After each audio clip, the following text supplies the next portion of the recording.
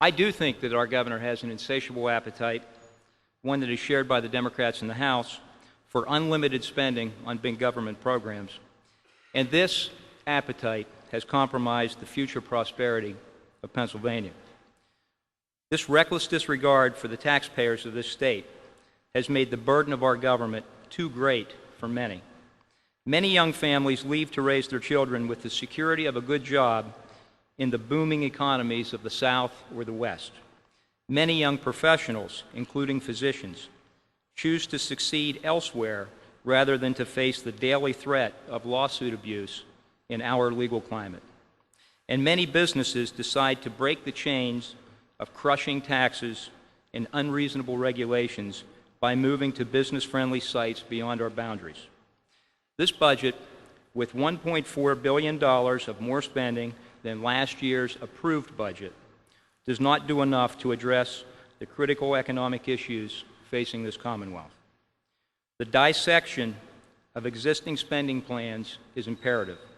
Major cuts, alternative programs, and privatized operations are all necessary components of a healthy, progressive budget for a new Pennsylvania. COLAs, new programs without sunset provisions, and non-competitive funding for many special issues has created a bloated, unresponsive budget over the decades.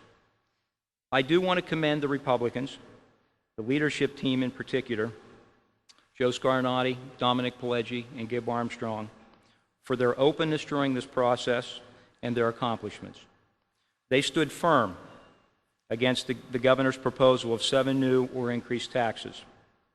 They withstood public pressure to create even more government-funded programs that most assuredly would grow faster than the rate of inflation. And they rallied many Pennsylvanians to encourage all of us in the legislature to stand up to the false promises made by our governor. I applaud their efforts, and I look forward to diligently working with them on an even better budget next year. We have seen much success in this year's budget when compared to the sins of the past. I have heard from most of my colleagues that the process is better. There is integrity with our team, and the final product is much better than we could have normally expected. I applaud their work. However, Madam President, I must abide by the principles I have set for myself and not support a budget that does not meet the spending levels and progressive approach to changing Pennsylvania that is so desperately needed at this time in our history. I ask for God's blessing and guidance on this body as we face the challenge.